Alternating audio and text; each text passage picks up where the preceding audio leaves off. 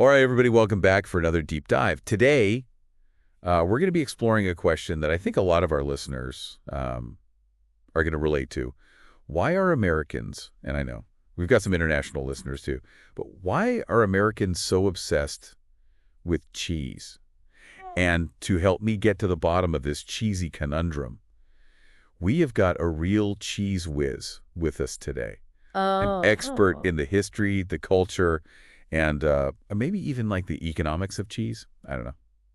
I'm excited to find out. Oh yeah, it's a topic with much more depth than I think people realize when they first kind of think about it. Right. I mean, my first thought is, cheeseburgers, mac and cheese, pizza, Yeah, it's comfort food. But I'm absolutely. sure there's more to it. Oh yeah, it's tied into well, I mean like you said, culturally, economically and historically, right? So all these things are really intertwined to get us where we are today.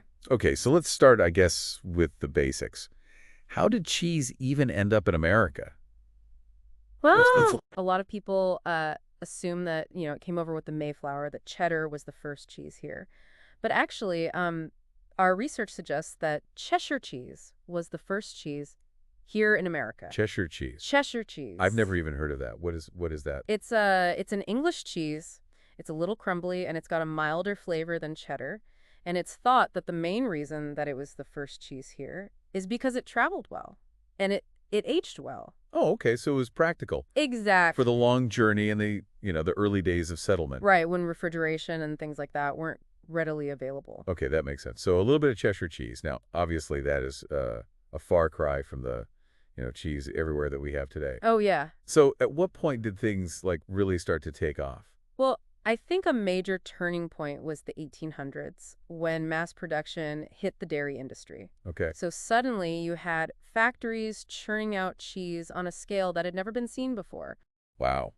Factories churning out cheese. I mean, that just sounds like a whole logistical nightmare. Like, how did that even work? I mean, there were definitely concerns, right, about quality control, safety, but things really started to improve as refrigeration technology got better. Oh, okay. So they could actually keep all that cheese fresh and ship it around and everything. Yeah, and then, early 1900s, another big innovation, processed cheese. Yes. The Kraft single. Tell me about that, because that seems like a huge moment in this story. Oh, absolutely. It was revolutionary. It extended the shelf life of cheese dramatically. And suddenly you could do things with cheese that you couldn't do before, like melting it smoothly, spreading it easily. Oh, okay. So it wasn't just about making it last longer. It was also about, Well, that was a key thing.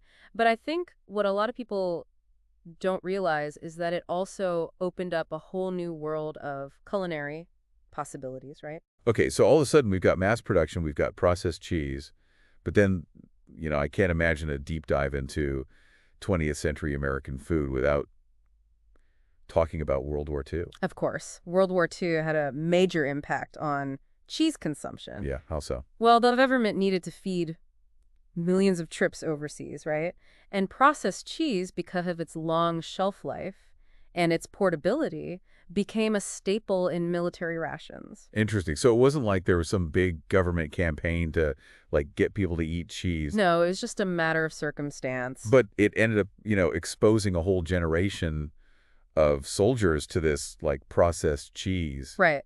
And they got used to it. and then they came home. And then they came home and they wanted more, and the demand for processed cheese soared. And all of a sudden we've got, diners popping up. Fast food is becoming a thing. Yeah, the rise of the cheeseburger. The cheeseburger, like that is such a classic American food.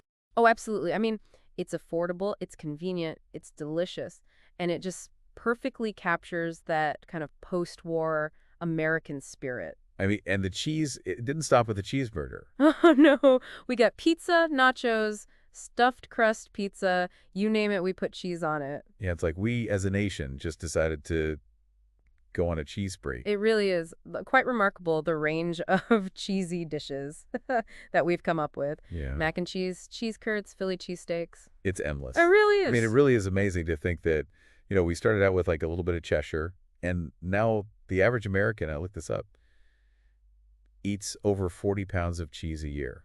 40 pounds. That's incredible. It's crazy. It really speaks to how deeply ingrained cheese is in our food culture? Right. I mean, it really is more than just food at this point. Well, that's a great question. Has cheese become more than just food? Right. Is it like part of our cultural identity? It's a symbol of indulgence, of comfort, of nostalgia for a lot of people. And I think it's a really fascinating example of how a simple food can become like a cultural phenomenon. Yeah. Really makes you think. So I guess the question is, where do we go from here? I mean, what's the future of America's cheese obsession?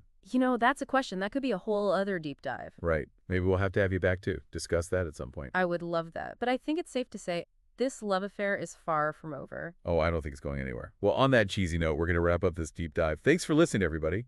And until next time, stay curious.